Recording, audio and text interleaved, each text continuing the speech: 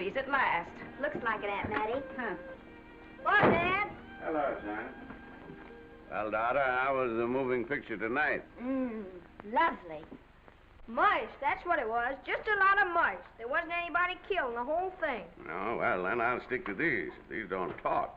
And that big cluck Norman Maine was in the picture tonight. Never does anything but kiss a lot of girls. Norman Maine is one of the best actors in pictures. You and your movies, that's all you think about. You shouldn't be allowed to go to them at all if you're asking me. Too bad I was so busy in the kitchen. I didn't hear anybody asking you. Hello, Granny. Hello, darling. Well, of course, no one ever listens to me. They do if they're within 10 miles of you. Gadding around picture shows. House all cluttered up with movie magazines. And the other day, I caught her talking to a horse with a Swedish accent. Now, sis, we're only young once, you know. Ah, Hollywood. You'd better be getting yourself a good husband and stop mooning about Hollywood. Do you know what she wants to do? She wants to go to Hollywood. I've known it all along. I've seen her making faces in the mirror and talking to herself. That's what comes of your movies. Why, what would you do if you did go to Hollywood? I'd be an actress. I would, I tell you. I've always known I could. Guys, wouldn't it be wonderful to have a movie star in the family? Oh, Miss Blodgett, may I have your autograph?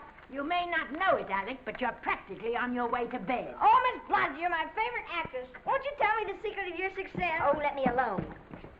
I asked her, what's come over you? I'll tell you what's come over her. She's just a silly little girl whose head has been turned by the movies.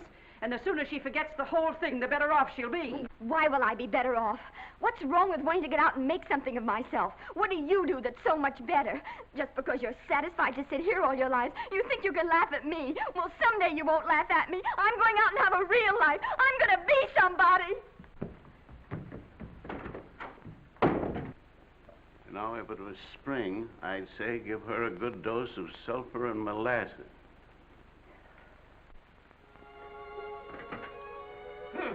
I thought I'd find you. Oh, stop that. Now, stop crying. That isn't going to do you a bit of good. Oh, I'm crying because Aunt Mattie and Alec make me so mad. Oh, Alec and Aunt Mattie. Fiddlesticks.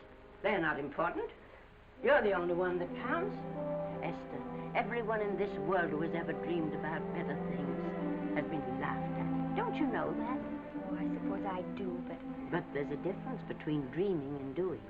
The dreamers just sit around and moon about how wonderful it would be if only things were different. And the years roll on and they grow old. And by they forget everything, even about their dreams.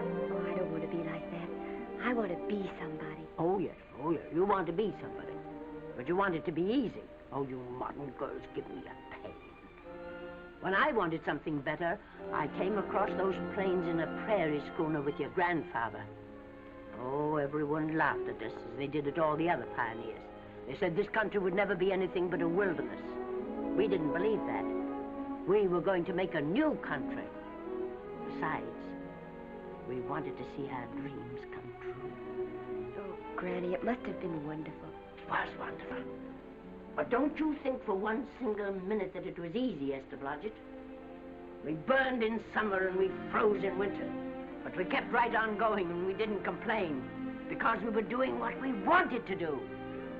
Can you understand that? Yes, I can. Could you do it? Could you do it even if it broke your heart? Because remember, Esther, for every dream of yours you make come true, you'll pay the price in heartbreak. Oh, I know what I'm talking about.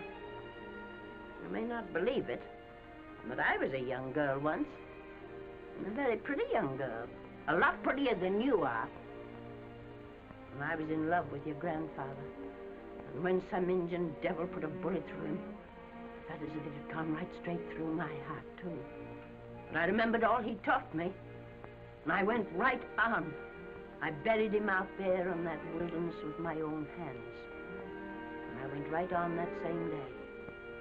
And I kept right on going, even when your mother was born. Oh, Granny, I want to make it worthwhile.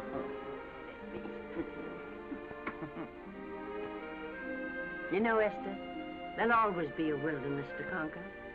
Maybe Hollywood's your wilderness now. From all I hear, it sounds like it. But if you've got one drop of my blood in your veins, you won't let Mattie or any of her kind break your heart.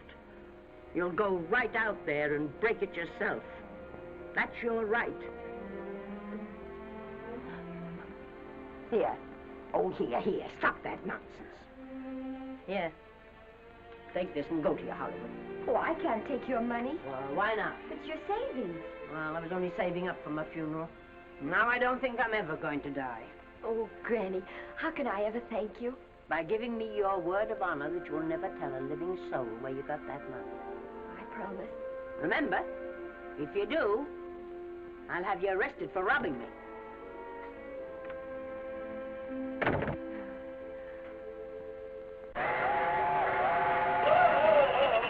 Here we are. I'll help you, Granny. Oh, I can make it, dear. Oh, my, it's cold. I kissed Dad goodbye. Just a little kiss. He didn't even wake up. I bet you didn't try that on your Aunt Mattie. Oh, Aunt Mattie. Think of her face when you tell her. I am thinking about it. I've waited for that chance for 30 years. There she is, girl. Oh, thank you, Kirby. Good, isn't it? Well, come on. Here's your prairie schooner.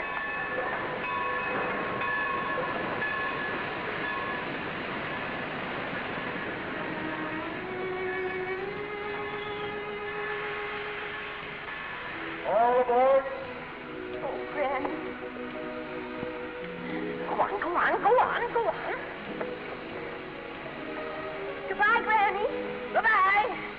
I'll be waiting for you in those movie pictures. Don't tell Mattie. You know, my eyes are not as good as they used to be, but my ears are all right. So you remember, talk up good and loud. All aboard. Goodbye. Bye. Bye, Granny. Bye.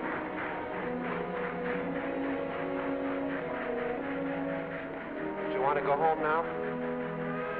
I don't want to, but I will.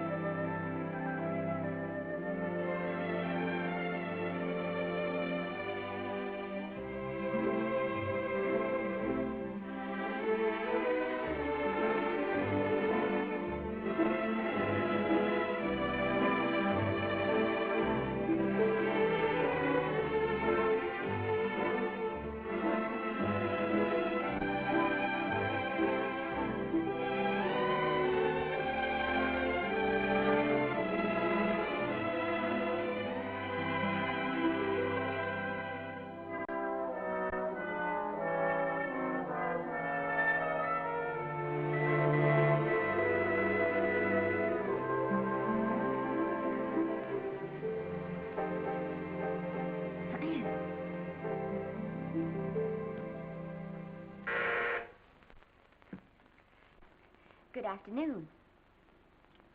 Day, week, or month? Well, it's a little hard to say. You see, I'm going into the movies. Well, you better take it for a week. It'll break your jump to Beverly Hills. Are all the studios really near here? All except Gaumont British. I suppose the best way to get a job is to go straight to the studios, isn't it? Mm-hmm. I haven't any illusions, you know. I'm perfectly willing to begin with a little bit of a part, or even as an extra. $6, please, in advance. Oh.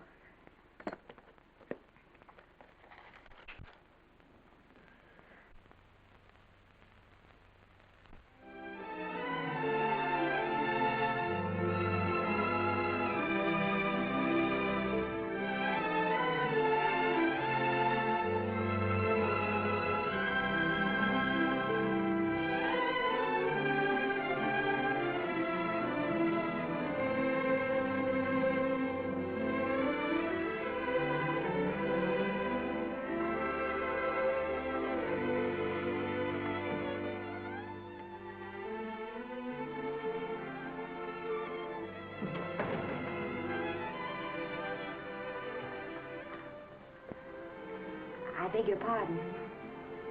I'd like to register for extra work. How long have you been in Hollywood? Well, it's about a month now. We haven't put anyone on our books for over 2 years. Come here. I'd like to show you something.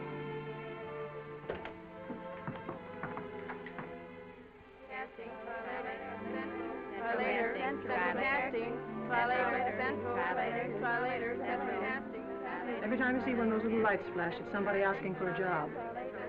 Every time you hear them say, try later, it means there isn't any job. You can't keep the girls at the switchboard long. They go crazy. Every one of those little lights thought it was going to be a star. You still want to go in the movies?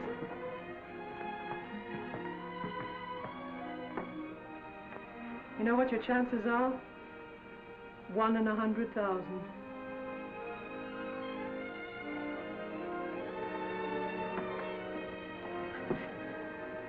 But maybe I'm that one.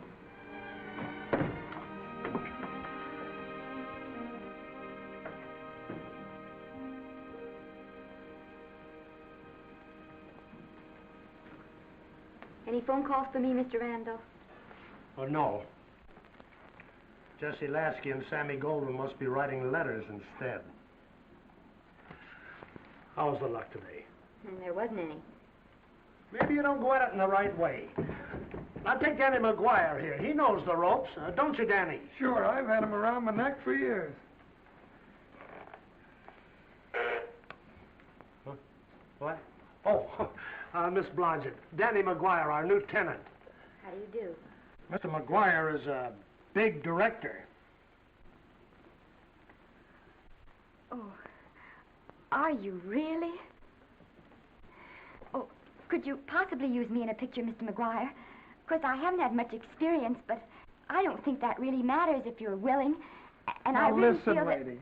In the first place, I'm not a director. I'm an assistant director. In the second place, if I had any jobs to give away, I'd confer one on myself. And in the third place, you should have stayed back home in the first place.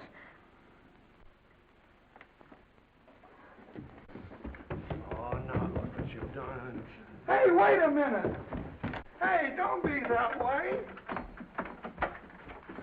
Don't do that.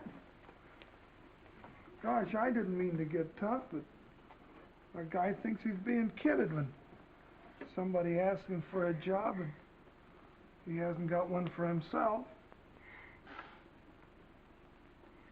After all, I'm not a big enough shot to hurt your feelings. I'm sorry. It wasn't just that. It was a lot of things. Looking for a job every day and never getting any nearer to it. I guess I was beginning to get a little scared. I know. Lady, do I know. Well, there's only one thing to do for that feeling when you're tired and sunk and down to your last nickel. Come on and I'll buy you a drink. Well, it's not as bad as down to the last nickel. I've still got $11 left. $11? You're going to buy me a drink. Come on.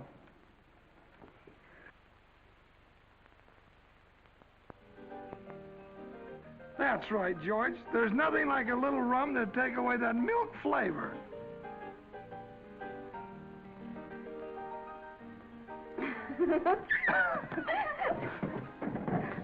I beg your pardon. Certainly.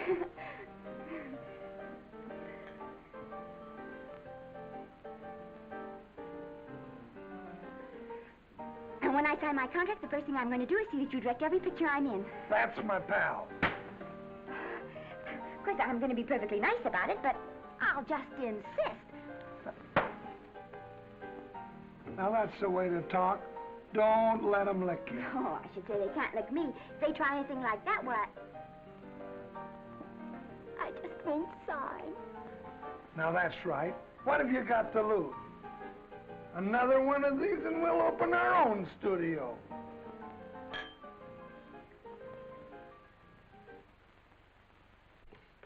Bill rendered $24. Past due. Remit without further delay. Me.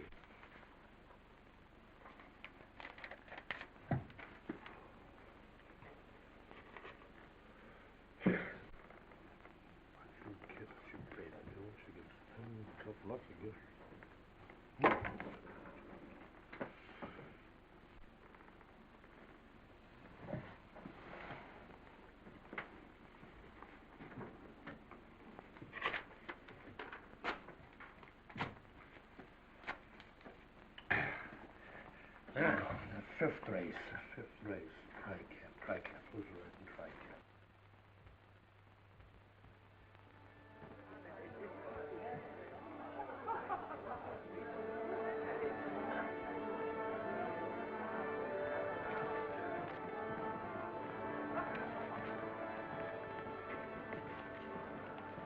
Hey, the program's going to be swell tonight.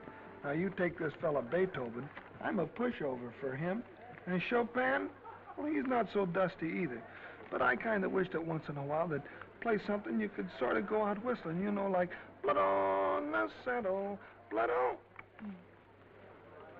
Well, there's a tune. Hey, why don't you throw your hat in the air or something, can't you? This is a celebration. My job starts tomorrow. I know it does, and I think it's swell, Danny. Gee, I wish you were in on it, too. But, oh, no, it would have to be a war picture. One of those big novelty numbers, a war picture without any beautiful women at the front. Oh, well, something will happen soon. Maybe. Why don't you go home, kid? Oh, Danny, I can't do that. I came here, and I've got to stay. Well, now, if it's on account of money, I can... Oh, thanks. You've given me enough already. Anyhow, this is no time to be worrying. This is a party. Look at all the people. Everybody in the world. Look. That's Norman Maine.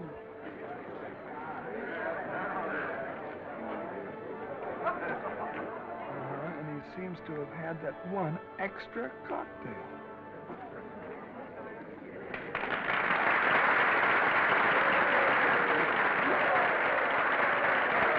Oh, thank you. Sit down, you dope. That's for the orchestra leader.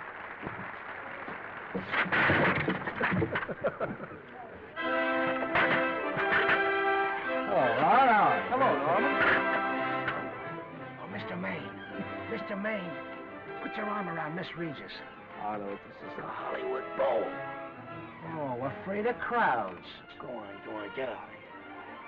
What's the matter? You getting too big to bother with photographers? Don't want any pictures taken now. Oh, is that so? Well, supposing I take it anyway. If you do, I'll shove that Brownie number 2 of yours down your throat. Thank you, Mr. Mayor. No, stop it! Stop it!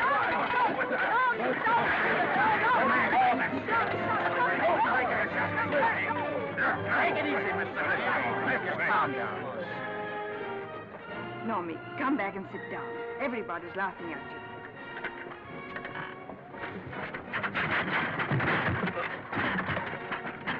All right. Hi, Norman. Is he always like that? Well, I suppose he has to sleep sometime. Oh, and he's so wonderful on the screen.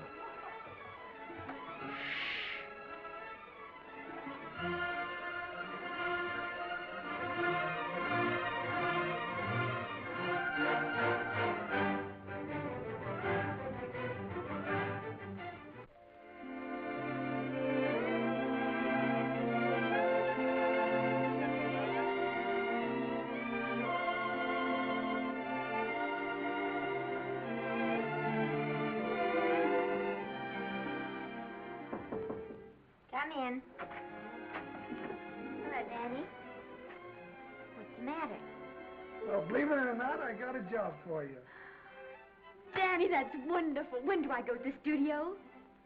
Well, you don't exactly go to the studio. Oh, it's on location. Well, it's not exactly on location. But of course, I haven't any makeup. Will you tell me what to get and sort of help me put it on? Well, you don't exactly need any makeup. You see, it's not really a picture job. It's being a waitress. Oh. Well, it's kind of a picture job if you look at it right. You said it was a waitress. Well, it's waitressing for Casey Burke, the big director over at our studio. He's giving a party tonight to kind of celebrate on account of finishing the picture, and he wanted me to get him an extra waitress, and it's $5. And I thought of you right away, Esther. That was awfully sweet of you, Danny. Well, there's going to be a lot of big people at Burke's house tonight, and I'll bet you there's any number of big directors, and if you're there, maybe they'll notice you. I could make them notice me. Sure you could, Esther. It's your chance.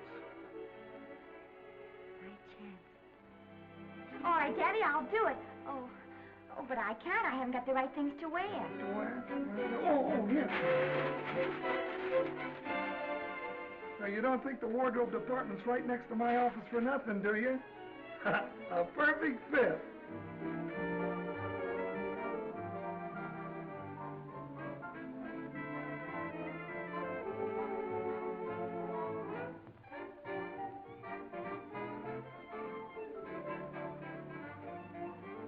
Did you get to the preview last night? I did. Would you like a little hors d'oeuvre? They are very nice. Oh, thanks. But what did you think of the picture? They should have saved it for Thanksgiving. What a turkey.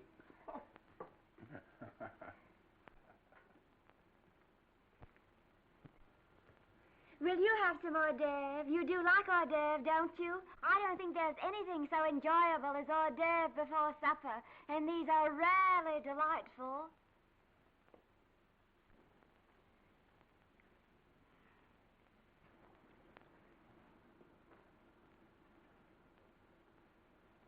And at the finish, the kid turns around and sings the lullaby to its mother.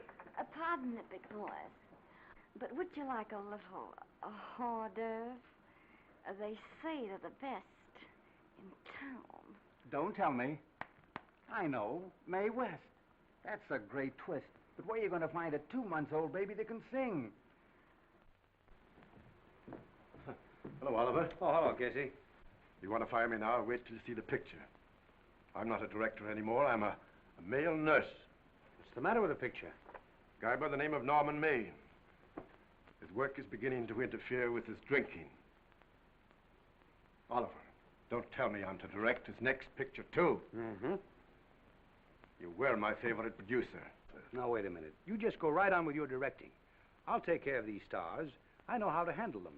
I had a serious talk with Norman after that Hollywood Bowl occurrence, and you don't have to worry any more about his behavior. Excuse me, Mr. Niles. Mr. Libby of your publicity department is on the telephone. He says it's most important, sir. It's about Mr. Maine. Thank you. Oh, it's probably just some little thing. Mm-hmm. Of course, Oliver. I'll turn on the radio and see if they've called out the National Guard yet. Hello, Libby. What's the good word? Mr. Norman Maine, America's Prince Charming, was apprehended driving an ambulance down Wilshire Boulevard with a siren going full blast. He explained he was a tree surgeon on a maternity case. Well, will it be in the papers? No, it won't be in the papers. But that's a nice, expensive hobby of yours, keeping Mr. Maine's informal entertainments out of the public press. Oh, that's fine work, Libby. Try and see that no one gets to Norman. He's probably home sleeping it off. Oliver. Yeah. Why can't you forget those dopes at the studio for one night? Business, business all the time. I don't know what's going to become of you. Norman! Why didn't you call for me? Well, by darling, why didn't I call for you? In case you've forgotten, I was supposed to come here with you. Oh, that's all right. I got here without any trouble. The only reason I don't slap your face. Yes, darling, I know. Hello, John. Oh, hello, man. What's the matter with Oliver? He looks as if he'd had bad news. Hello, Mary. What's the matter, old boy? Maybe I'm wrong. I guess I've been drinking too much lately. Oh, you ought to cut it down. It's bad stuff. Scotch and soda.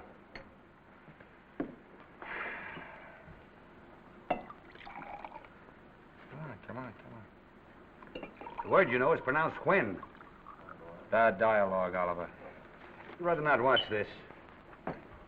You know best. Soda. Thank you. Oh. Go ahead and say it. I've got it coming to me. Don't make it tougher on me, Norman. I don't want to stand here and preach, but take a look at my side of it. I'm trying to make pictures with you. I know. Costs are going up and the grosses are going down. No, it isn't that. I've made lots of money with you, and I can afford to take a loss. But I hate to see you going the way of so many others. Why don't you get Lloyd's to insure you against me? You can't get insurance against a man forgetting who he is. You're a great star, Norman, but there's nobody so big that he can afford to have people refuse to work with him. Who doesn't want to work with me? You... Quiet. Listen, I know plenty of people who do. Yes, and so do I. But your real friends can't stand seeing you start to fall apart. What do you mean by that? The first signs are always the same. Not being able to remember your lines. Cameraman struggling to cover your hangovers. And all because you have to have a good time. Every day and every night. Listen, I've warned you for a long time, Okay, Norman. Oliver, you're a swell guy. You won't lose any money on me. I'll promise you that. I'll be ready for the curtains when the time comes. When it does, here's my epitaph. And now I think I'll have a little drink. Scotch and soda.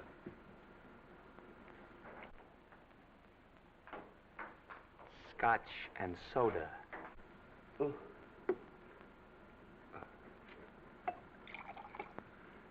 Come on.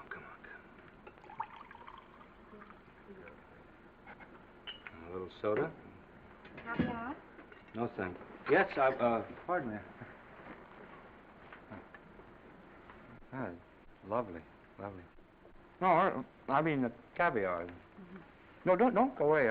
I'm starving. Really. Which would you take? Well, I don't know. Don't you know? I don't know either. It's hard to choose. Well, I think I'll take caviar. Mr. Maine doesn't care for any more. Do you, Normie? No. Well, Normie doesn't care for any more. I think I shall get very drunk indeed.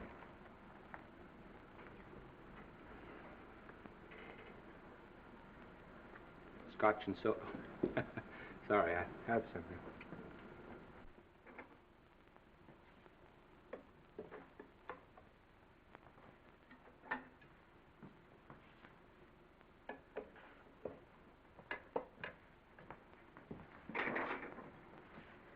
Oh.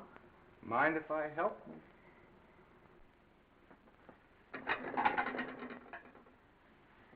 Won't they miss you? Oh, no. They'll just look under the table, and when they see I'm not there, they'll forget the whole matter. Hey, what's your name? Esther Blodgett. My name's Maine. I know. You do?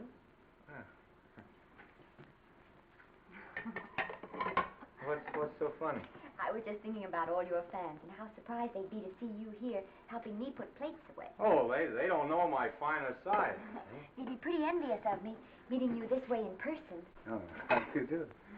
Well, tell me, are you disappointed? Yes. Now you've done it. Oh, never mind that. That makes the room look lived in. Tell me, why are you disappointed? I was sitting behind you at the Hollywood Bowl the night you didn't want to be photographed. Yeah. I'm told I crept into many a heart that night. Oh, I can never explain this. You know, you have very pretty hair. You better get out of here. And a sensitive mouth. And a charming little Precisely why are you here instead of with the rest of the guests? I'm just trying to be helpful. I see. Are you sure there's no other attraction? Well, it might be that my old mania for putting plates away is coming back on me. It's rather odd. I always know where I can find you if there's a pretty girl around. It's not only odd, it's embarrassing. You're being deliberately insulting, Norman. I've put up with this for long enough. Dear, don't lose your temper. Remember, we must try to keep the voice low. I know you'll excuse us if we go on with our work.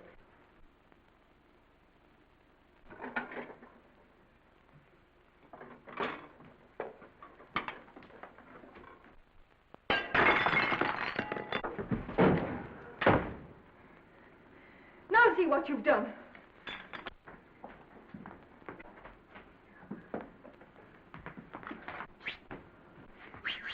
Come here.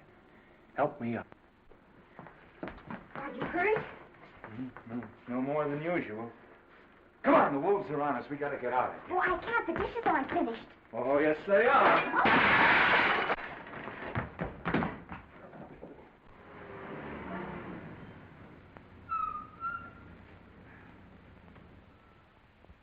Well, I bet I know what you're going to say now. What? Good night. Good night, and thanks. Hey, wait a minute. Hey, you realize that all I found out about you is that you're foolish enough to want to go into pictures? But why is it foolish? Look at you. Yeah, that's what I mean. No, I'd rather like to go into this matter a little more thoroughly. Oh, that's awfully nice of you. So why don't we go on up to my place and talk it over? Oh, no. Thank you very much, but I really must say good night. Good night. But you're not angry. No. I'm hungry. Well, why don't you go and get something to eat? Good night, Miss Blodgett. Good night, Mr. Maine. Wait a minute.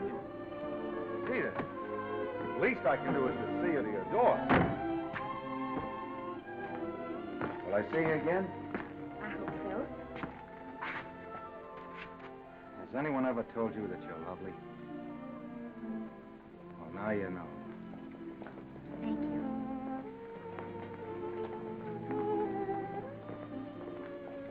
This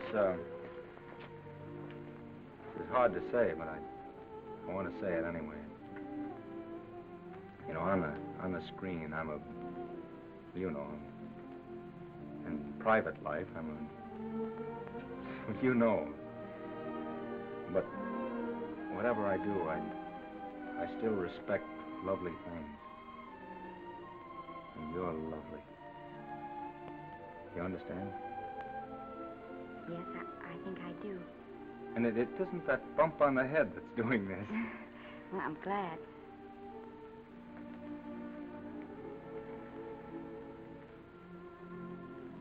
Good night. Good night.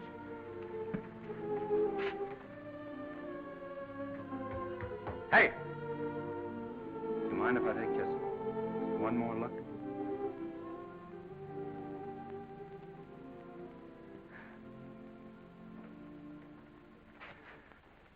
Go away. Quite impossible. I wouldn't even consider it. No.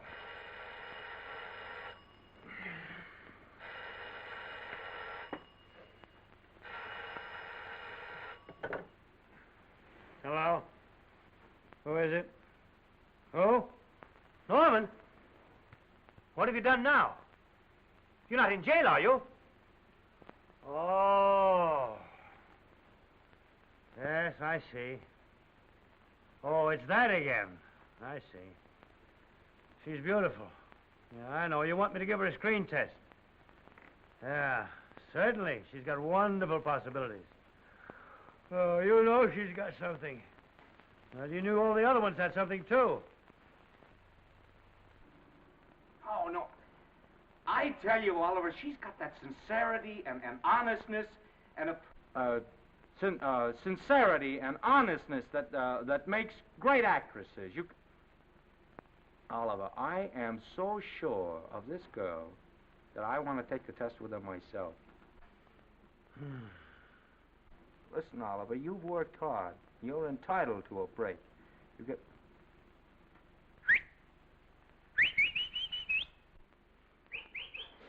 Yes, I heard you. Anything. Anything. Yes, yes. Yes. Oliver, look, you try to get a little sleep now, old man. Right. All right, boy. Good night.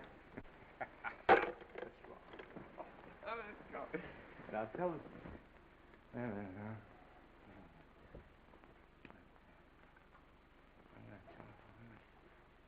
Telephone book. Telephone book.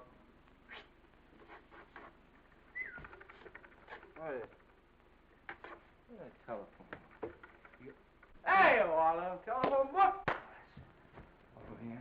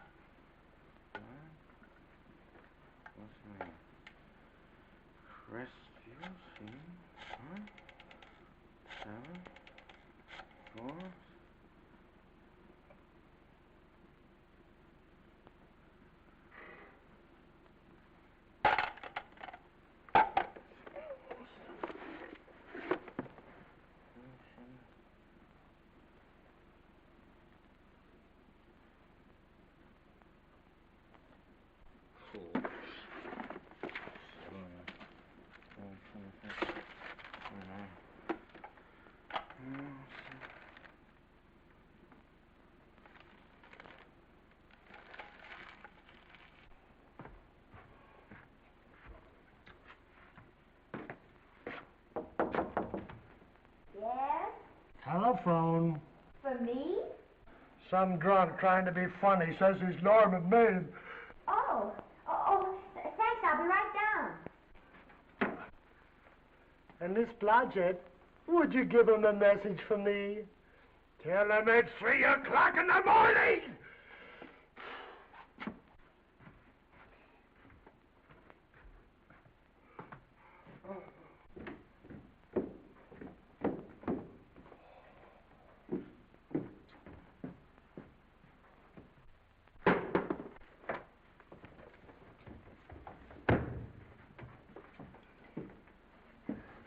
Hello? What? Oh. Oh. Oh. Oh, yes. I'll be there. Oh, thank you.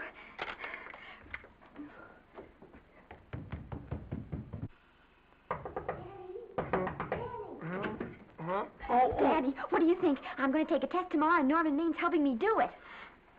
I'm taking one, too. Garble's assisting me.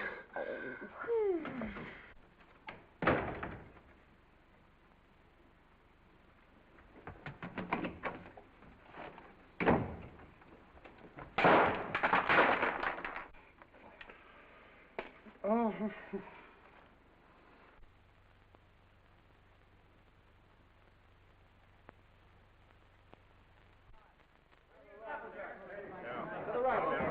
Move that gobo in. Put a silk on that broad. No, the Yankee. Is this light too hot for you, Haley? Okay, but cut down on your backlight. Put a double on that 90. Bring it down a little. That's it.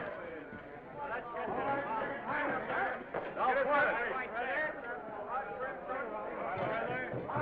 Pull down on that 150. Get pulled down on that 150. Okay. Run it here. Run it.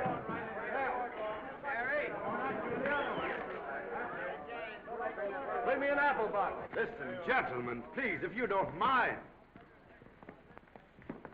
This is just a test. Ready, Mr. Burke? All ready, Mr. Burke. Ready, Mr. Burke. Ready now, Mr. Burke. All ready, Mr. Burke. Ready now, Mr. Burke. All ready, Mr. Burke. We're ready, Mr. Burke. All right, let's take it. Quiet! Quiet! Quiet! Quiet!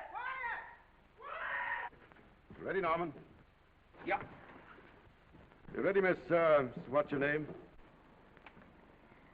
You'll soon know your name, Esther. The whole world's going to know it. But I'm so scared. Maybe I better not try it today. Oh, come on. Now, don't be foolish. They all had to go through this. Harlow, Lombard, Myrna Loy, and now Esther Blodgett. All right.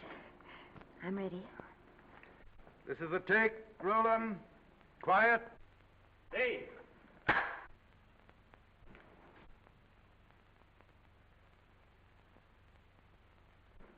I may as well tell you that my whole organization thinks I've gone a little nuts to sign you. Well, maybe they're right. I've been nuts before. You see, all the experts seem to think that your type is a little mild for present-day taste. But I rather believe that tastes change, like eyebrows. And I think that also, like eyebrows, tastes are going back to the natural. You look like a nice girl. I think I'm going to like you. That's not important. I think the public will like you. That is important. Yes. I see what you mean. I mean, I know it is. Only don't think it's going to be easy. Nothing you really want is ever given away free. You have to pay for it. And usually with your heart. Someone else told me that once. But you still have to work it out for yourself. Oh, well, all this is just a long way of saying, I'm glad you're with us and good luck to you. And now I'm going to turn you over to our demon press agent, Libby. Don't let him frighten you. He has a heart of gold, only harder. And for the love of Pete, learn to close your mouth and keep it closed, even in your love scenes.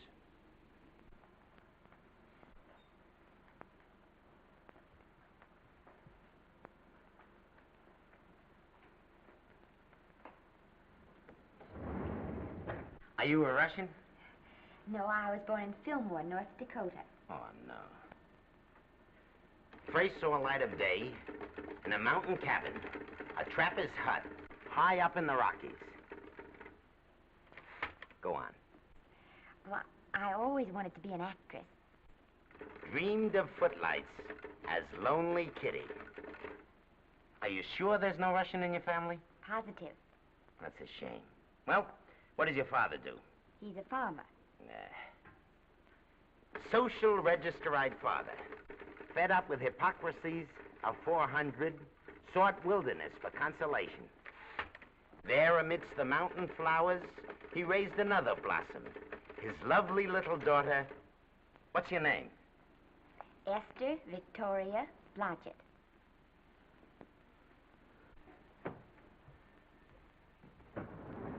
Greatly appreciating your attention in this matter, very truly. Do you know what her name is?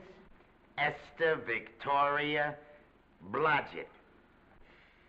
Hey, we'll have to do something about that right away. Esther Victoria Blodgett. Well, that Blodgett's definitely out. Let's see, Esther Victoria, Vicky. How about Vicky? Oh, I think that's terribly cute. Let's see, Vicky. Vicky what? Vicky, pronounced Vicky.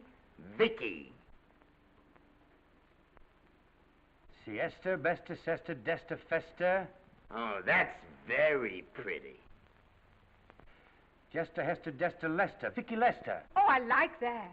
Say it. Vicky Lester. Say it again. Vicky Lester. Say it again. Vicky Lester. Say it. Vicky Lester. Say Vicky Lester. Vicky Lester. Vicky Lester. Vicky Lester. Vicky Lester. Flash. Oliver Nile Studio discovers new starlet, a Cinderella of the Rockies. Her name is Vicky Lester. Those who have peeked tell me she couldn't be more divoon. The face of an angel and such natural talents. Her voice is a symphony. Her very walk, they tell me, is enough to drive men mad. Not that way. Get the lead out of your feet. Lift them up.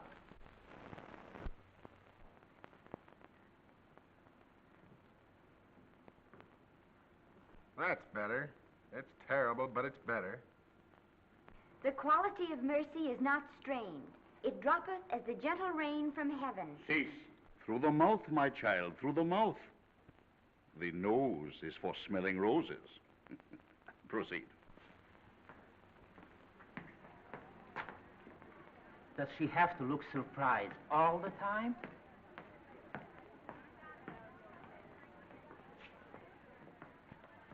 Anyway, it's just a rough sketch.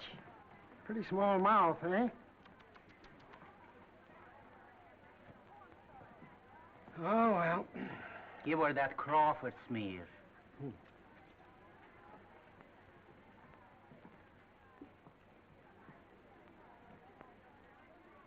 This'll give her that Dietrich. Yeah.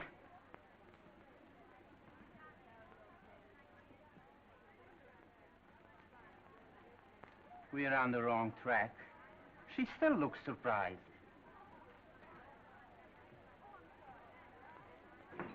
Listen, dress people. We're shooting on the set this morning, not in the commissary. Now, come on, snap into it.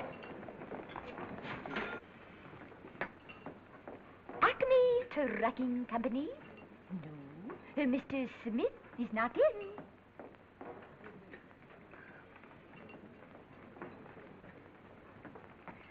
Acme Trucking Company. No. Mr. Smith is not in.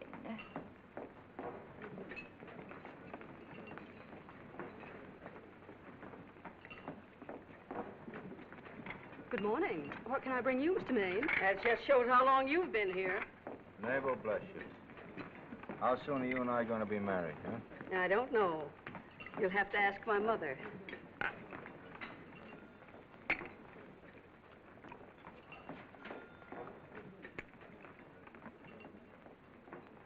Acme Trucking Company? No, Mr. Smythe is not in. Acme Trucking Company? No, Mr. Smith is not in. Acme? No, Smith ain't in.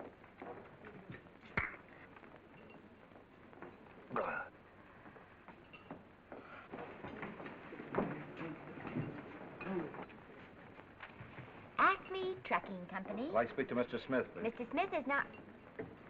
Oh, Norman. What's all this between you and Smith? I've got a part. It's only one line, but it's in the picture. So it's ambition that made you break that date with me last night. Well, I had to be here so early this morning, and So did I.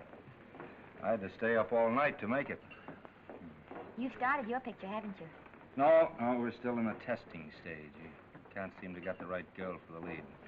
Gee, you'd think with all the girls there are that... Yeah, I know, but this one's got to be different. She's got to be little and cute and sweet and intelligent. Well, blow me down. What? Well, close my tired old eyes. Well, what is it? Hold everything. Come on. Come on.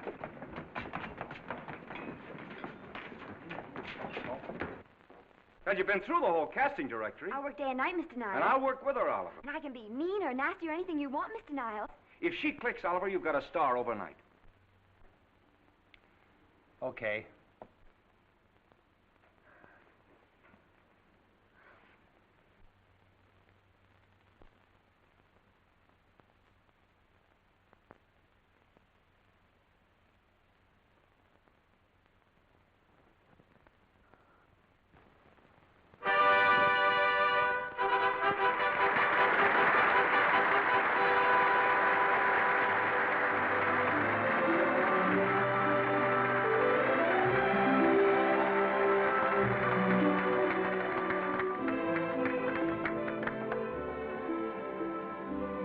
Wait till you hear them at the end of the picture.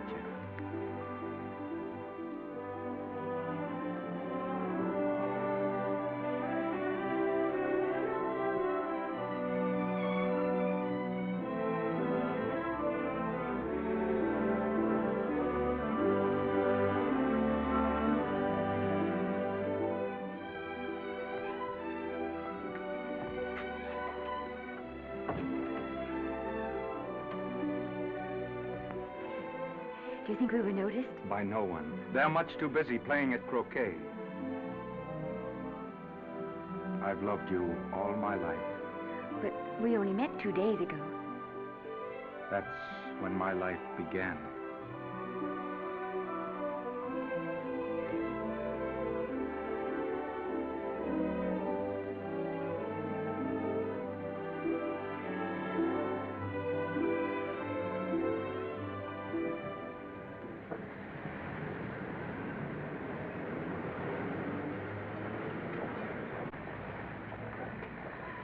she cute? You know, I think she's the same type I am, don't you? I think she's sweet. Well, it's Vicki Lester's picture, all right. I think she was much better than he was. These producers are so horribly down. They won't know how good she is. Well, maybe it's because she's a good girl.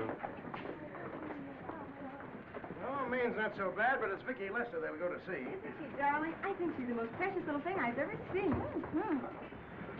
The knockout, Libby. You might mention that when you write your review. That Lester kid's a gold mine. Didn't you like Norman Maine? Was he in it? Libby, I'm afraid we have another hit. Huh? It's in the bag, neatly tied up with beautiful pink ribbons. Hey, where are Norman and Vicki? I don't know. I thought you had them. I wish they'd come. We're having a party at the Trocadero. Isn't it thrilling running away from people? Norman, it's so exciting, So new. A star is born. Come on, run.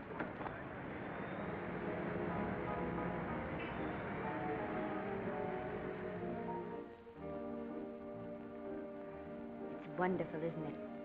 A crazy quilt. Oh. It's a carpet that's spread for you. It's all yours from now on, you know? Come, Esther. You're a success. You'll have everything in the world you want. I hope it'll make you happy. Hasn't it you? But then there was one thing I never had. Lots of times I told myself I'd found it, but I always knew I was lying. Still, I never stopped looking for it. Maybe it'll come. Well, I think it has come, Esther. I only wish it went too late. Oh, but it's not too late. Oh, you can't throw away your life the way I've thrown away mine and have anything left that's good enough. No. You can. Norman, you can. You mustn't tell me that, Esther. I'm so afraid that I'll believe it.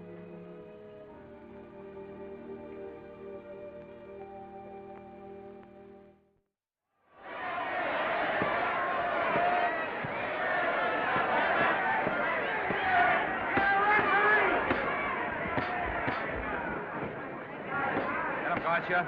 Shoot your right. Swell, isn't it? Lovely. What's Gotcha getting? Can't you hear me, Gotcha? Shoot your right!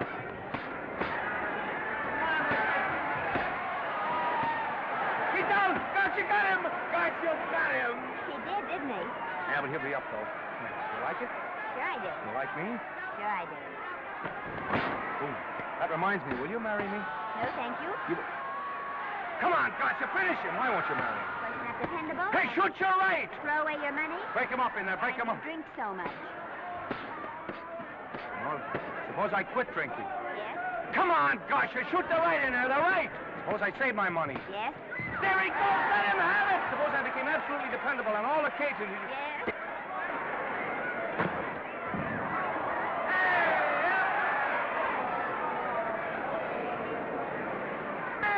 Gotcha, he's got him! He's got him! He certainly did.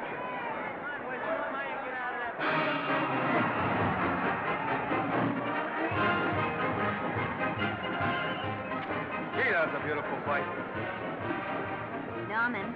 What, dear? Oh, that's to me if I said I'd marry you. No, certainly not. I was just supposing.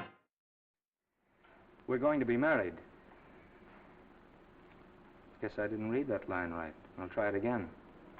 We are going to be married. Both of us. Yeah, to each other. What do you think of that? Well, when? Where? Well, we thought we'd elope in the conventional manner. What's the matter? It's trying to decide whether it's good for the studio. Is it? It is. And bless you, my children. When's it going to happen? Oh, we thought we'd just sneak out sometime. We're not telling anyone but you. Listen to this. The screen's ideal romance blossomed into breathtaking reality today when Vicki Lester and Norman Maine, America's dream lovers, slipped quietly through the portals of holy matrimony.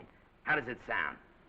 Horrible. But you see, we're going to elope. Sure you are. It'll be the biggest elopement this town ever saw. We'll get a tie-up with the Army, have you escorted all the way down to Yuma by 20 of their new bombing planes. Is he going with us? Don't you think we can work this thing out better alone? No sense in bothering the happy couple with all the details. I'll see to it that you get a carbon copy of the whole layout. I can hardly wait. I'm sorry. We didn't realize that we were in the way. While you're settling the details, you don't mind if I take this woman out and buy her a ring, do you? Sure, go ahead. We want everything legal. That's a charming match. A nice girl like Vicky. And public nuisance #1. Now, wait a minute, Libby. Norman's all right.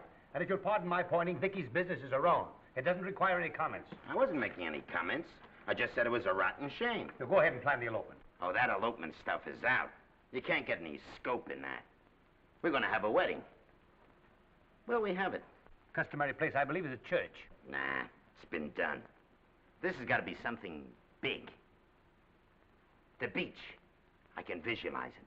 The bridesmaids in bathing suits. 20,000 Santa Monica school children spelling out the word love. It's a novelty, but is it big enough? Why not the city hall? A police escort of every motorcycle cop in town. Sirens screaming, confetti pouring out of buildings like the Lindbergh reception in New York, only on a big scale. What's the matter? Isn't it big enough?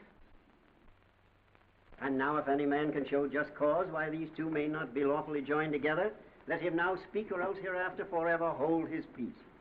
Do you, Alfred Henkel, take this woman as your lawful wedded wife? Will you love, comfort, honor, and keep her in sickness and health as long as you both shall live? I will. Do you, I beg your pardon. Do you, Esther Blodgett, take this man as your lawful wedded husband? Will you obey, serve, love, honor, and keep him in sickness and health as long as you both shall live? I will. Place the ring on her finger. Hurry, please. Now, by virtues of the power invested in me as Justice of the Peace of San Bardo Township, County of Los Angeles, I pronounce you man and wife.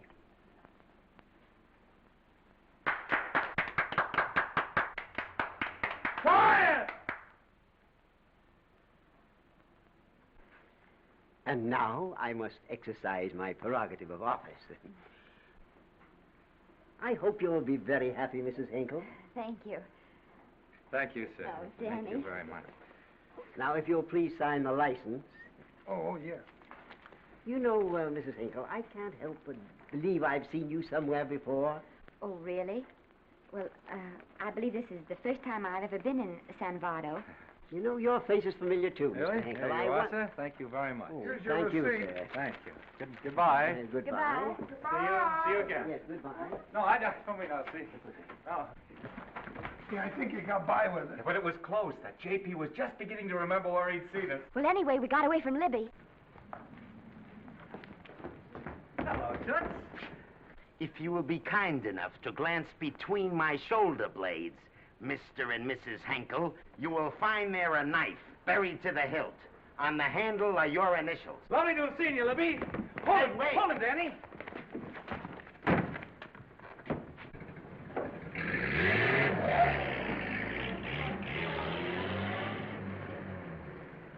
There go a couple of rats I raised from mice. Well, they got a right to get married, haven't they? I haven't got any right to double-cross the public, and I haven't done it yet. Hey!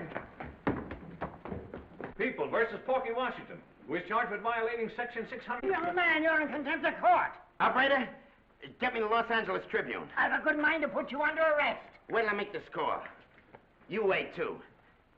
Tribune, give me the city desk. Johnny, this is Matt Libby. I got a flash for you. Norman Maine and Vicky Lester were married at 2:30 this afternoon. Vicky Lester? Court recess.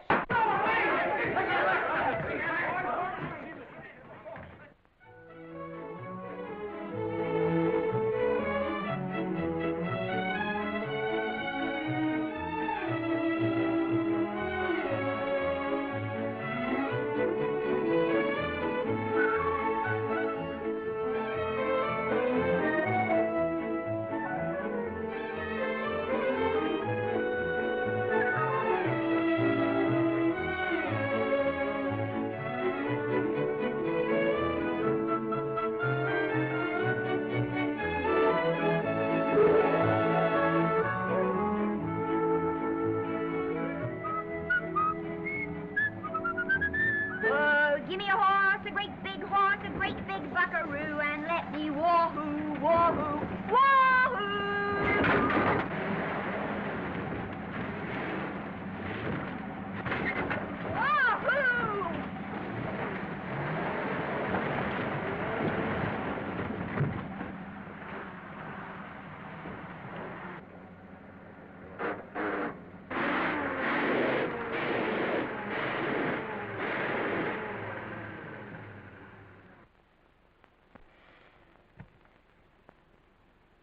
Wahoo.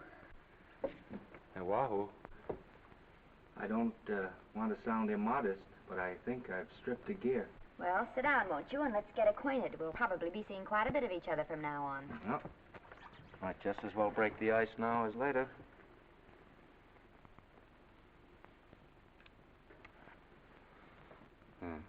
Now we're old friends. Say, have I got time for a shower before dinner? Plenty, if you can find a shower.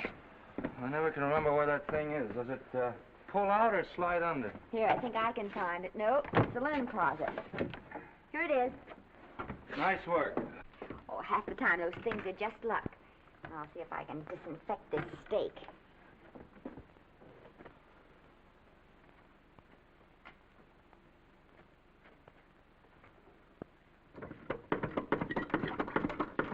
Yeah, Esther, there's no soap. Here. Thank you. Oh, and that's, Yes, dear? I'll need a washcloth. Oh. How are you fixed for cigarettes? And you know I never smoke underwater. Hey, what do I do to make this thing work? Pull that gadget at the top and pray for rain. Well, I can't reach it. I can't get my hands up. If you've gone in there with your arms down, you'll never get your bath. Unless you're a contortionist. Yeah, well, I'm not a contortionist, and don't throw that up to me now. You knew it when you married me. Will you close this door, please?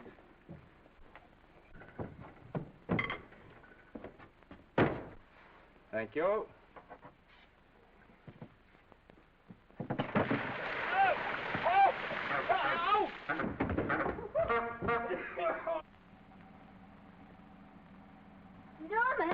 Norman, here comes the car. You got it? Huh? Here, quick. Quick what? Quick, go out and stop them and ask for help. Oh, I'll catch cold. Oh, you'll get warm again. Yeah, I don't. Dear, they'll recognize me. Now, if you keep your face down, go on. There may not be another car for a week. Well, Howdy, partner. Howdy. Stuck? Yeah, how'd you guess it? Can you get us some help? Well, I reckon not. You know, it's a long way to town. We're pretty busy down at the place. Well, I got to get out of here. I've got my wife with me. Doesn't she like the country? No, and we're short of food. There's a lot of game in them woods. You know, well, my wife can't shoot. Well, you're sure up against it. Sorry I can't do anything for you. Well, wait, listen, I'll be frank with you. I'm Norman Maine. Who? Norman Maine. Well, my name's Judd Baker. Glad to have met you. Well, so long. Hey, wait a minute. Listen, you don't... So you're Norman Maine.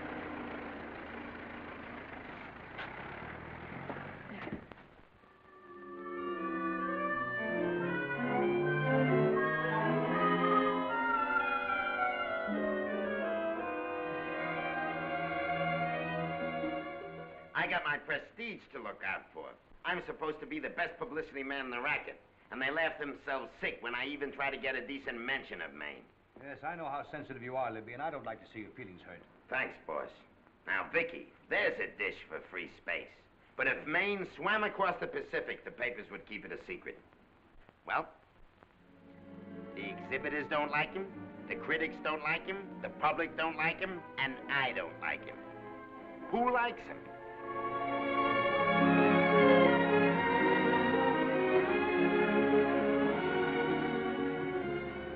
Oh, but darling, this is almost too much of a surprise. And there I was in my touching innocence, thinking we were going to live at the beach house. Oh, we'll still keep the place at Malibu. But this is special. This is our castle. It used to be in the air, you know? Well, we'll never use any ugly words like contracts and pictures and careers. When we come in those gates, we'll check the studio outside. Come on, I got another little surprise for you.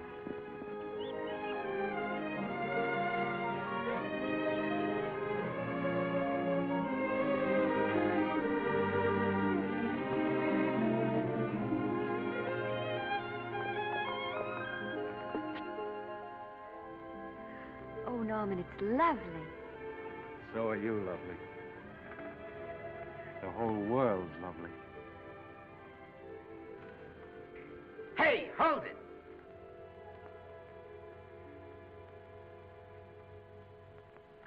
That's it. Caption: their honeymoon never ends. All right, let's get some pictures. Now, if the bride will sit here and the groom stand behind her, we'll have something unique. Now let's go after something different. You sit down and she'll stand up. Pretty radical, isn't it? Yeah, but in a nice way. Okay, Otto, fire. Caption: their honeymoon begins anew. Ah, the producer. Caption: their honeymoon ceases abruptly. Hello, Oliver, glad to see you. No, I'm glad you're back. Thank you. Vicky, how well you're looking. Hello, Oliver. Am I interrupting? Yes, thank you. Just want a couple more pictures. That's enough of both of them. What they're asking for is exclusives of Miss Lester. Alone. Oh, I see. Well, come on, Oliver, let you and me get exclusive. See you later, Vicky. Oh, don't worry, Otto. My camera smashing days are over. They ain't your only days that are over. Oh, hold that, Miss Lester. Gorgeous. Well, Oliver, how's the dividend situation? Very pleasant. I think we'll show $2 million on the next quarter. Oh, smart move of mine to sell my stock, eh? Oh, well, when you need money, you need it. Well, some people save up for just such an event. You know, there's bound to be a rainy day occasionally. Yeah, but as a citizen of California, I've always refused to admit that. Yes, I know, but still it does rain. Well, anyway, you can thank me for some of those dividends of yours. Mm-hmm. Oh, can't you? Oh, sure, sure. That was a little too quick, Oliver. The matter, the Enchanted Hour was a smash hit, wasn't it? Well, it made Vicky a star overnight. Yes, it should have. What about me? Oh, let's talk about business at the office, Norman. Beautiful pool you have here. Beautiful. Oh, now let's talk about it here. Didn't they like me? Well, maybe the pot wasn't just right. That was the best part of the year. Look, Oliver. You think I'm slipping? Can you take it? Yeah, go ahead. The tense is wrong. You're not slipping. You've slipped. Oh, my fan mail's still big. Norman. Fans will write to anybody for a photograph. It only costs 3 cents for a stamp, and that makes photographs cheaper than wallpaper. But every 25 cents they pay for a theater ticket buys them the right to be a critic. And your last few performances, Norman, have not pleased your critics.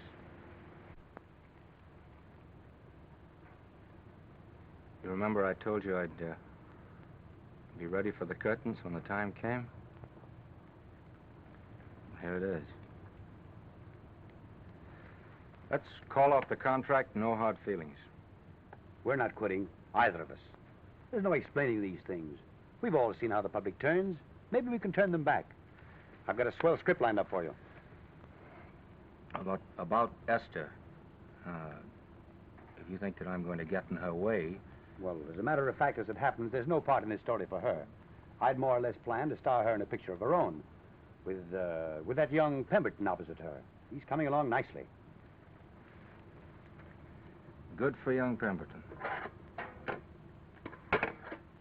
All right, Oliver. We'll make a try at it. Let's hope it's not too late.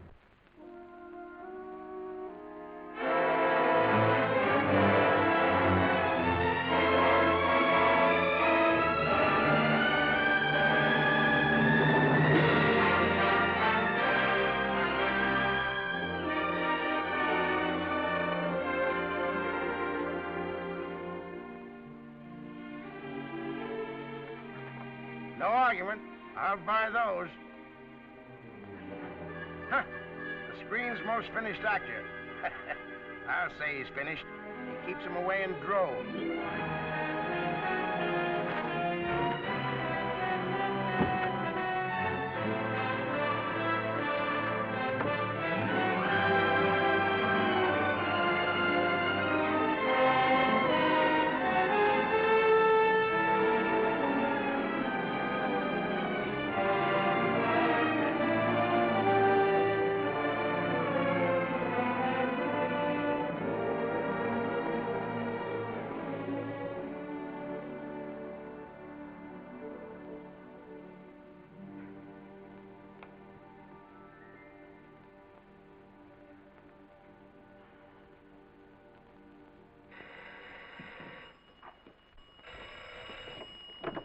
Hello? No, Miss Lester isn't home as yet. No, I'm not the butler. But I can take a message just as well as he can, honest. Oh, is that you, Norman? Swell. Listen, Norman, this is Artie Carver. Hiya, kid. Swell. Say, I hear you're through with Oliver Niles. Is that on the level? Oh, please, Artie. I'm not news anymore. Forget it. Say, what kind of a settlement did you make on your contract? Give me a figure so I can do a story on it. There was no money involved. We just called it quits. Okay, I'll fill in my own figure. Say, by the way, I've been trying to get an interview with Vicky for 2 weeks, but she's always busy. How about you giving an old pal a break by speaking to her for me? Sure, I'll ask her. Swell. So long.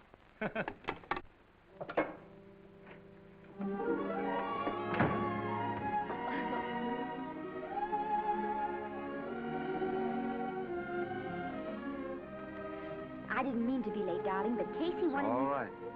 You're here now. What's new today? Nothing. Haven't been out of the house. Let's go somewhere tonight. No. You're tired. We'll stay in. I'm not tired, really. Oh, yes, you are. You've got a hard day ahead of you. Anyway, I see so little of you, I'd like to have you to myself. Oh, but it's the servants' night out. We haven't any Yes, we have. I fixed a little snack with my own lily white hands. I'm learning to cook in my spare time. Then I think I'll marry you. Oh, I get it. You want to make an honest cook of me. Comes in on wheels in this joint.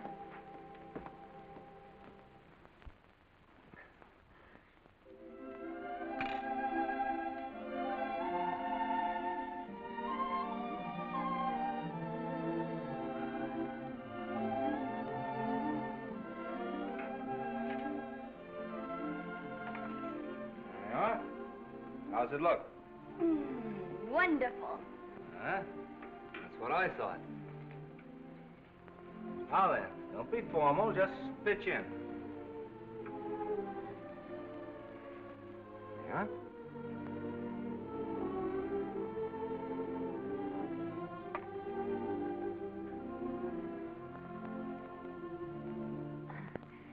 I'm afraid my mouth's not quite big enough. I'll measure it next time and make them to size. A little hard to lift, too. In fact, I think I'll take those measurements right now.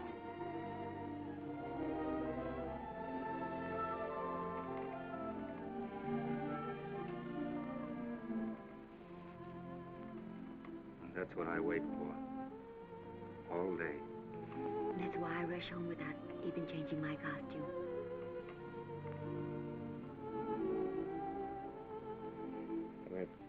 We're forgetting that we're hungry. Would you like a sandwich? Thank you. I still have a little work on this one.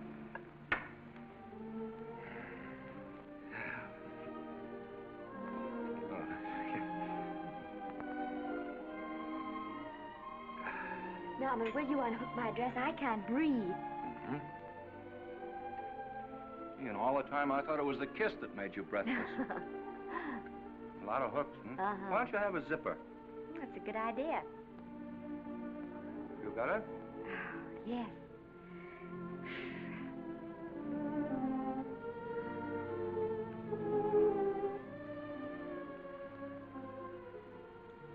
Don't look now, but I think that guy on your left is in love with you. I hope so.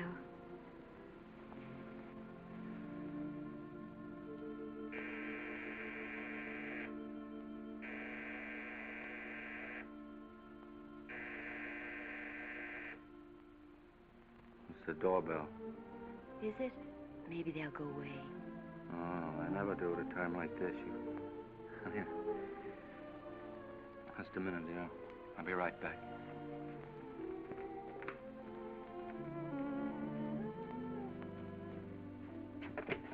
Does Vicky Lester live here? Yes. I got a package for her. I'll sign for it. Who are you? I'm her husband. Oh, sure. Sign right here, Mr. Lester.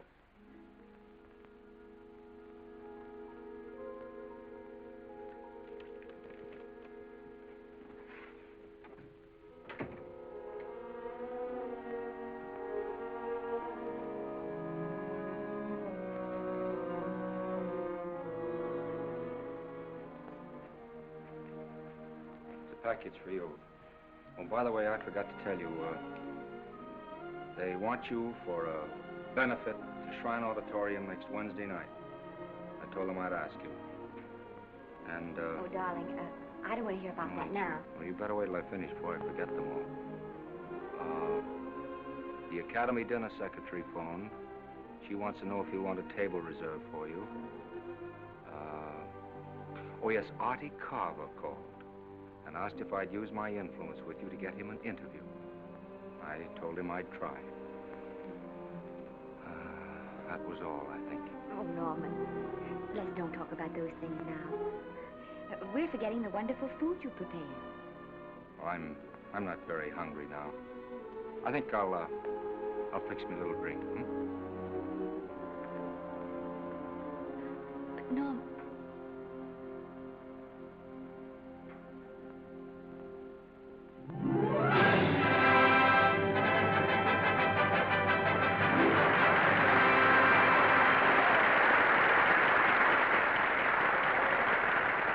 Norman would come. Oh, stop worrying.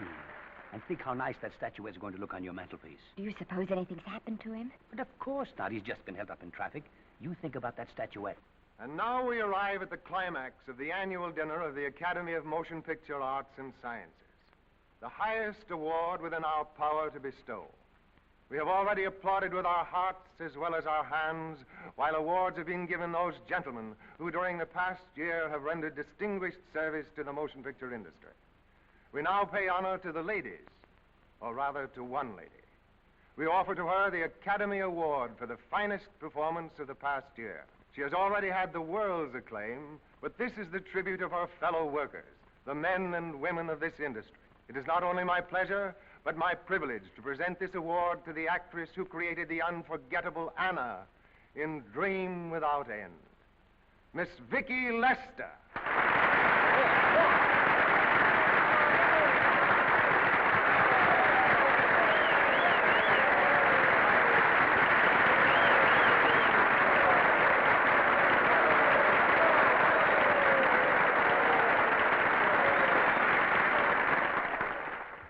What more can we say, Miss Lester? This says it all for us.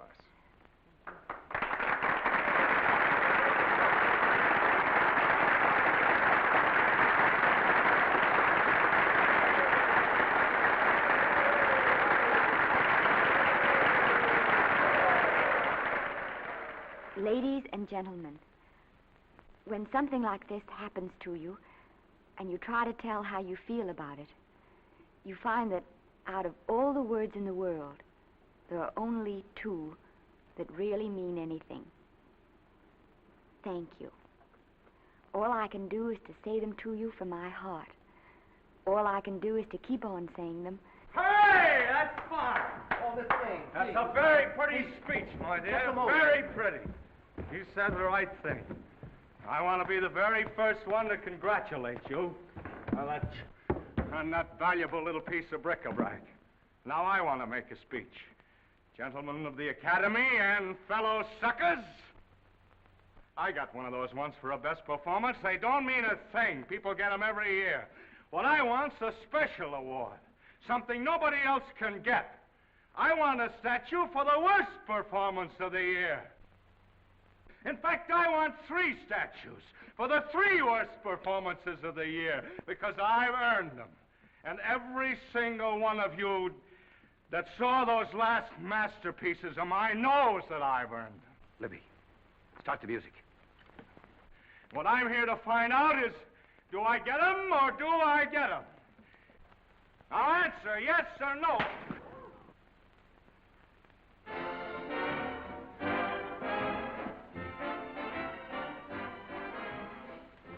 Norman, darling, let's go and sit down.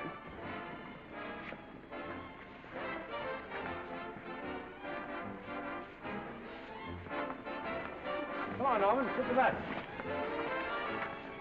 Glad to see you, Norman. Hello, Norman.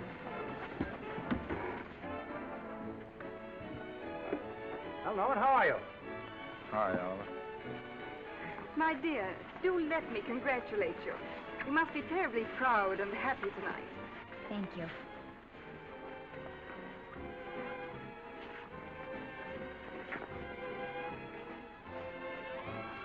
Somebody give me a drink.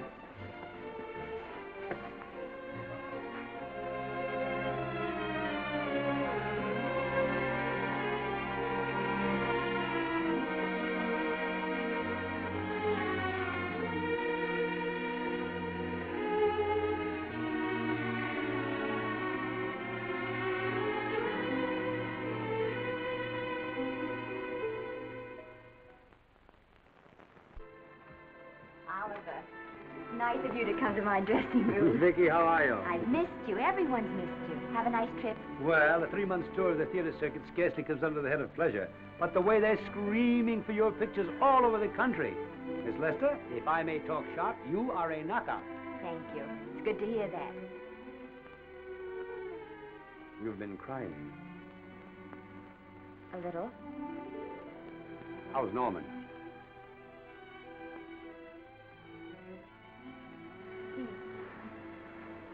Well, he's trying awfully hard, Oliver. Letting Norman leave this studio was the hardest thing I ever did. There was nothing else I could do. I know. Has he been... Is he all right? He's gone to a sanitarium. He really wants to stop drinking. And I think he could only... Well, perhaps if he could start working again, there would be some encouragement.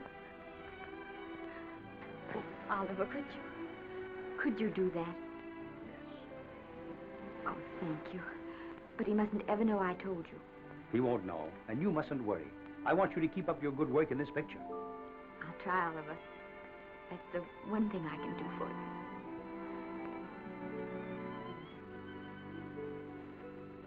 you. If you'll just sit here, Mr. Niles, I'll have Mr. Maine brought down. Thank you. Brought down.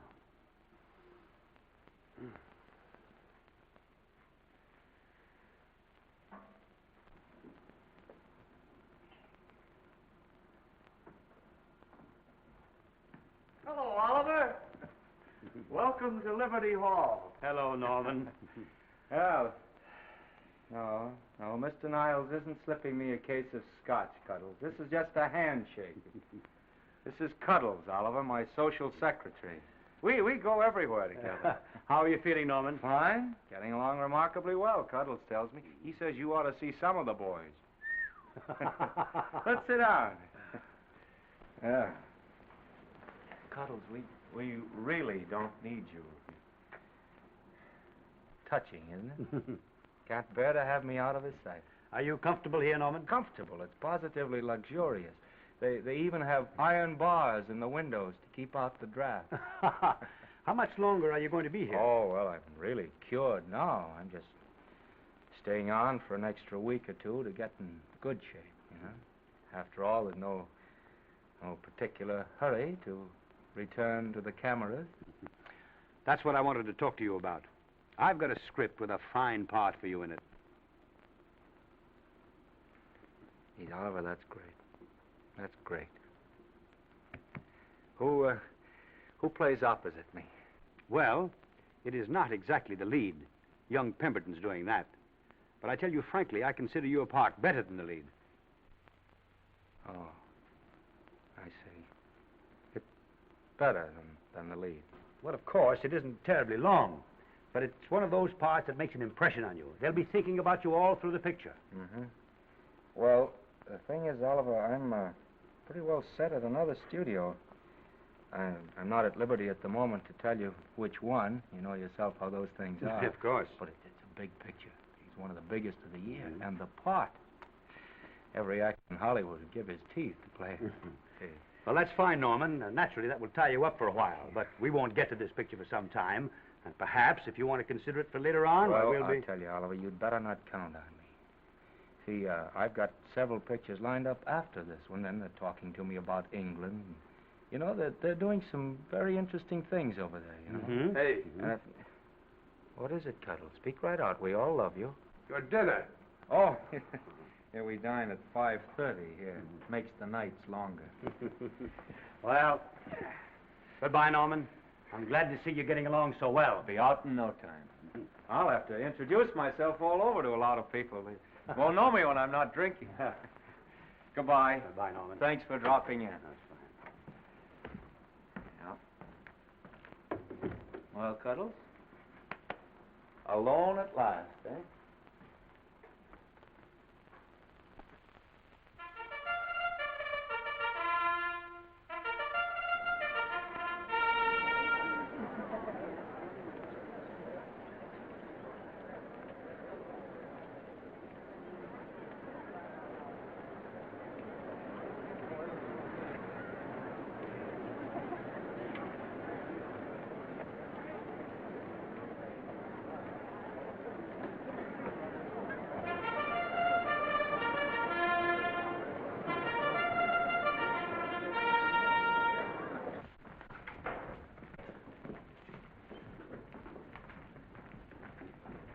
Bert? Sam? How are you, Marion? Oh, hello. Hello. Hello, Normie. Glad to see you. How I hate to run into these has-beens. They give me the creeps. Me too. He was good while he had it. And he had it quite a while. Hello. Hello, Mr. Mann. I haven't seen you in a long time. Oh, I've been resting. Ginger ale, please. Ginger ale and what? Ginger ale and ginger ale. A new leaf? A whole new book. Thank you. Scotch straight. Hello, Libby. Why, it's Mr. America of yesteryear. Do they let you wander about now without a keeper? Oh, sure. I'm a trustee now.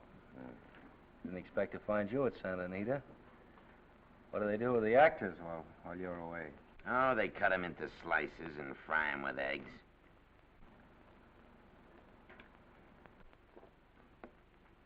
I suppose you'll be here all the time, now that you've retired from the hurly-burly of the silver screen.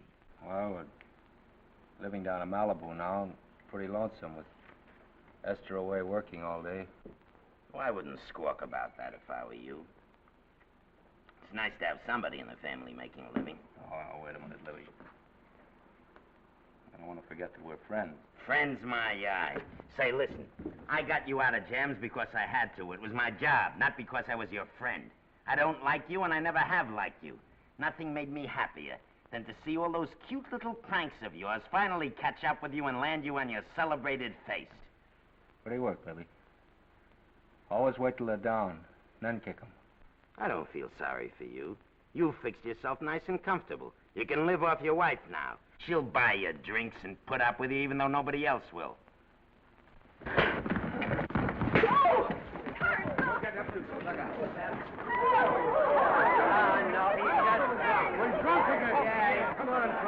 a minute. Come on outside for you, wise guy. I'm Norman Maine. Well, that's not my fault. Oh, don't bother to toss him out. He's harmless. All right, Mr. Libby, if you say so. Sure, let him go. What can he do? He can't fight any better than he can act. Norman Maine. Oh, he's drunk again. Why, he's been drunk for years.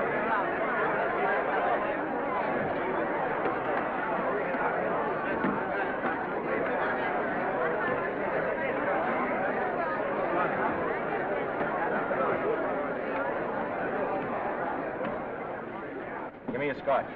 Double. Leave the bottle here.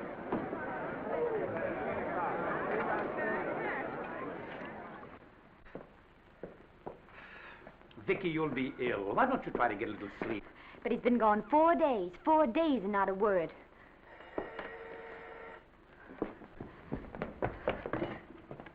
Oliver, I can't. I just can't. Hello? No, this is Oliver Niles speaking. What? Where? Thank you. What is it? Nothing. Oliver, tell me.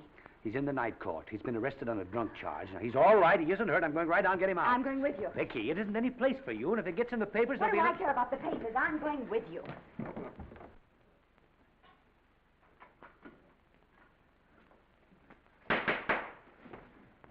Division 30, Municipal Court, County, Los Angeles, now in session. The Honorable Judge J. Parrish presiding. Be seated, please. Were you able to do anything? The judge wouldn't even see me. Ready, Your Honor.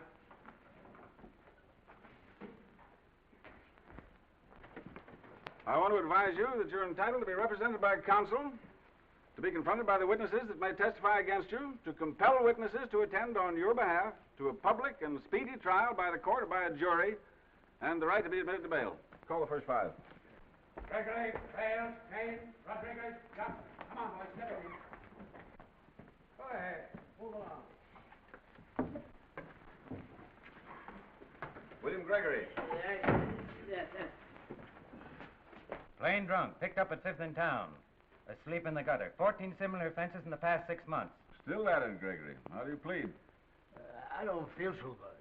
I didn't ask you how you feel. I asked you how you plead. Guilty, I guess. When did you get out the last time? Just before Christmas. Well, I'm sorry you'll have to miss New Year's, but you'll be out in time for Washington's birthday, 60 days. Milton Rails. Plain drunk, picked up on Brooklyn Avenue, given treatment at receiving hospital, then removed to jail. How old are you, Rails? 17, sir. Did you take a good look at those men in the cell with you last night? Yes, sir. And have you taken a good look at yourself this morning? No, sir. I suggest that you do. $5 or 2 days. Sentence suspended. Oh, Judge, Alfred Henkel, more commonly known as Norman Maine. Drunk and disorderly. Cracked car into tree at Sunset and Coronado. Evidently been drinking for days. Resisted arrest and injured one of the arresting officers. How do you plead?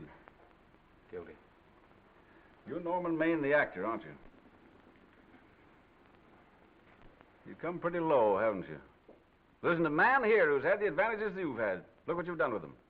You're nothing but an irresponsible drunk, driving about the streets with the power to inflict death or injury on innocent people. I think we'd better deny you that power for a while. 90 days in the city jail. Please wait.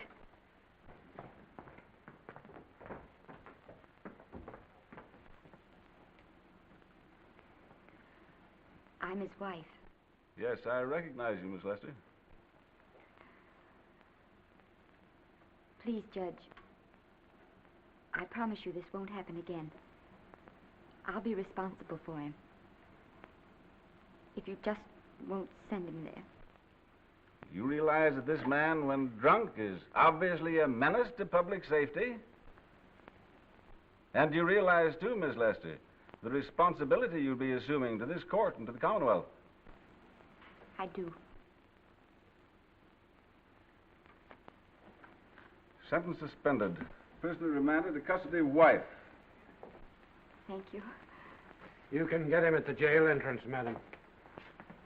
Jose Rodriguez. Plain drunk, picked up at 1st and Main, 2nd offense. How do you plead? I think I'm guilty, Your Honor. 60 days.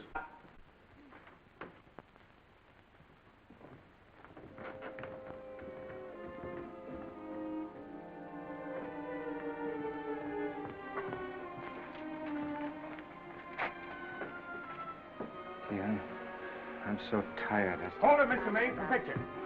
Oh, no. What please. about a statement for the press? Oh, no, please.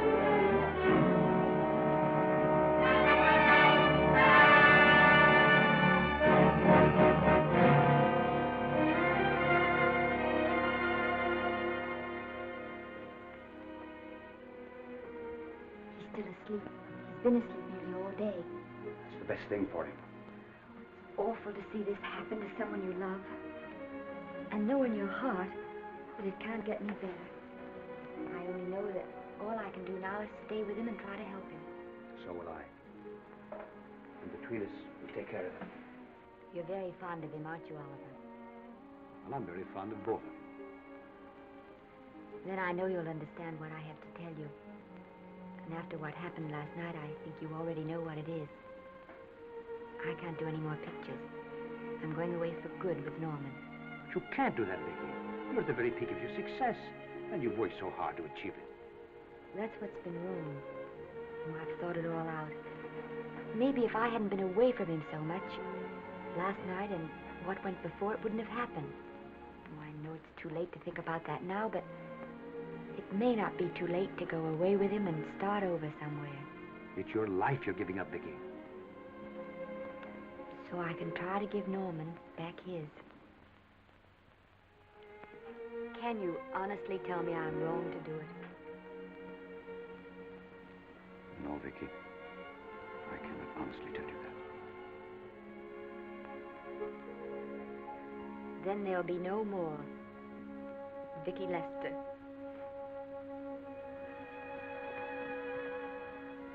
Come on, walk to the door with me.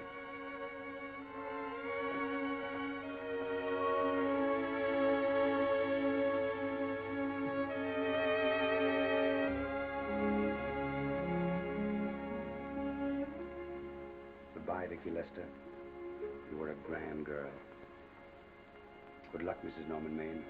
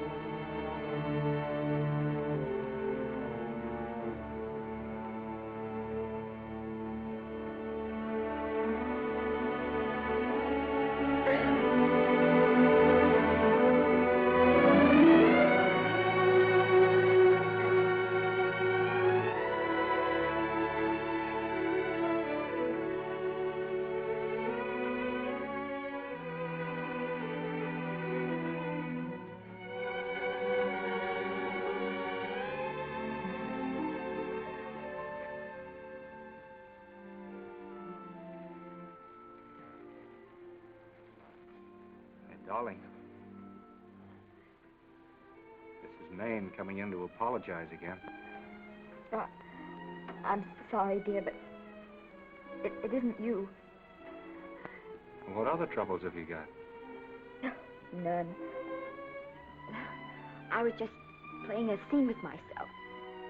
Now look, I'm just coming out of the jitters and you're just going into them. This is a swell household. Isn't it? I'll tell you what we'll do. I'll promise to brace up if you'll go on the wagon. I guess I have been drinking too much. You know what I'm going to do? I'm going to be an athlete.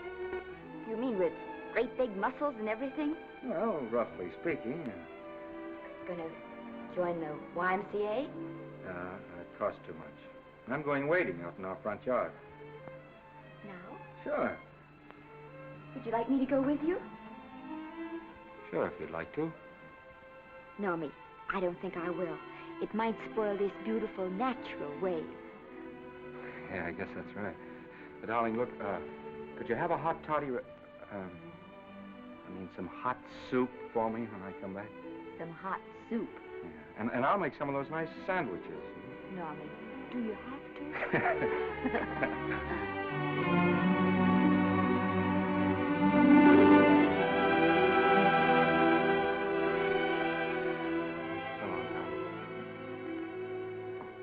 Now, don't stay in too long.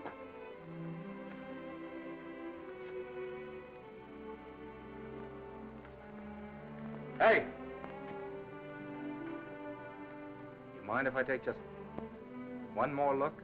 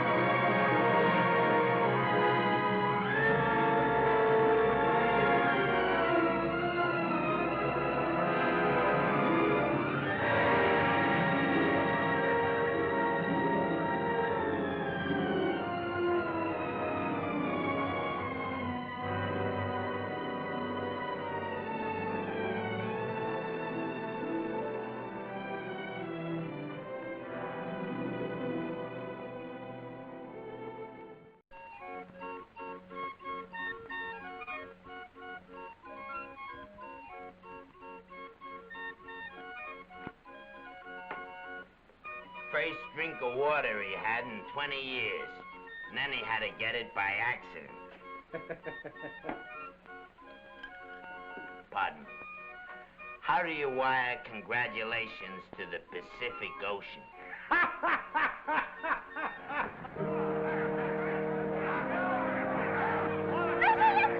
Oh, you can't see her face. Hello, Vicky.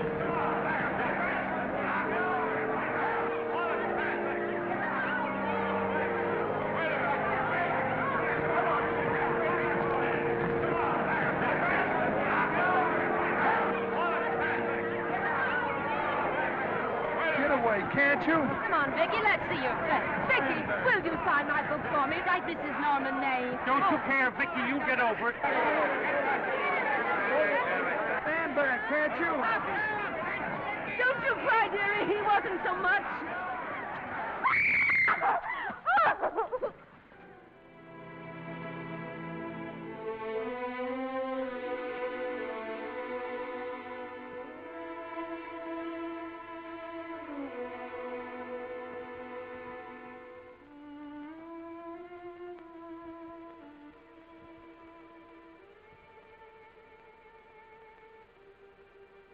Do you mind if I take just one more look?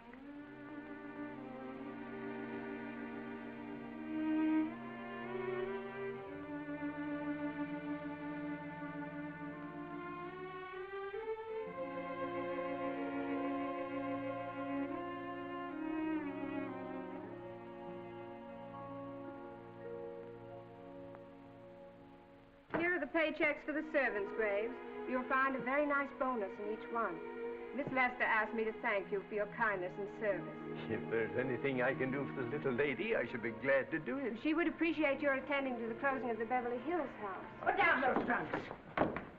Put it down, I say. Well, where is she? In the bedroom. Who are you? Oh, I'm her grandmother. Get out of the way.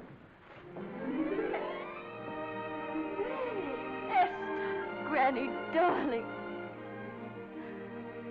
Oh, I'm so glad to see you. What made you come? Oh, I know when I'm needed. Now get out of here. Go on. Get out of here, all of you. I want to talk to my granddaughter alone.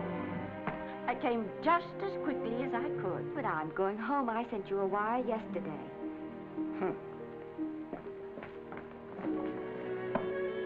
Sit down. Is it true that you're going to quit the movies? I never want to hear them again. What are you running away from, little girl? I'm not running away. It's just that I can't go on. My heart isn't in it anymore. Once I told you, if you get what you want, you have to give your heart in exchange. And you said you were willing. Do you remember? I remember. It seems to me that you got more than you bargained for. More fame, more success, even more personal happiness. Maybe more unhappiness. But you did make a bargain. And now you're whining over it. I don't think I'd feel so very proud of myself if I were you, Esther. I'm not, Granny. But my mind's made up. Well, then I'm sorry I gave you the money to come out here. It was just wasted. Oh, but Granny... I was proud of you, Esther. I was proud to be the grandmother of Vicky Lester. It gave me something to live for. Now I haven't anything. I know. Oh, I want to be strong, but I can't go on. I can't. You must. Tragedy is a test of courage. If you can meet it bravely, it will leave you bigger than it found you. If not, then you'll have to live all your life with a coward. Because no matter where you may run, you can never run away from yourself. I never knew Norman Maine. He wrote me a very sweet letter when you were married. He said you told him how much I meant to you. And I know just how much you must have meant to him. You know, Esther, I can't believe that wherever he is, he can be very happy, knowing that his death broke the spirit of the little girl he praised me so highly for raising. And I can't believe that he can be very proud, knowing that all his great love did for you was to make you a quitter. The car is ready, Miss Lester. We'll have to go now to make the train.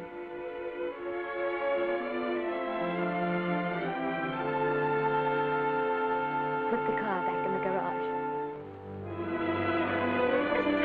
Granny.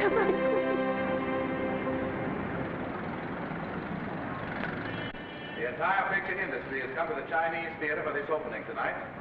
It has come to pay tribute to a great star on her long-awaited return to the screen in what has been called her greatest performance. It has come to pay tribute to the girl herself. The girl who has won the heart of Hollywood. The girl who has won the heart of the world. Miss Vicki Lester. And if I'm not mistaken, Miss Lester's car has just driven up. Yes, it is she.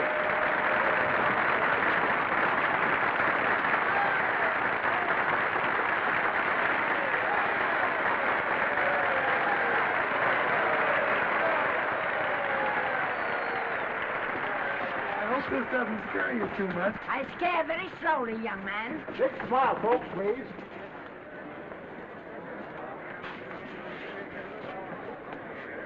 They'll have your mug, I mean your face, plastered across half the papers in the country tomorrow. How do I look? Oh, you look swell.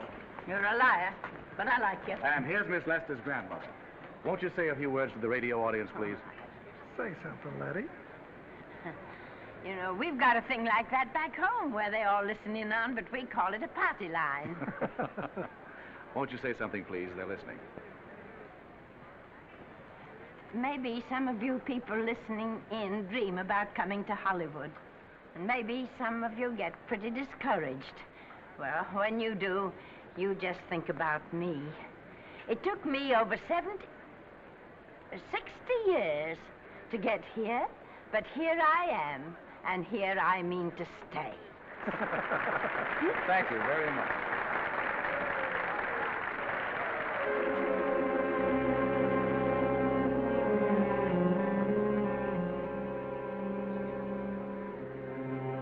Miss Lester.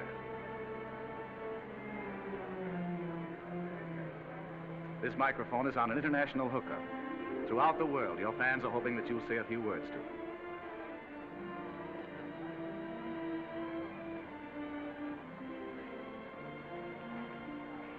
Hello, everybody. This is Mrs. Norman Maine.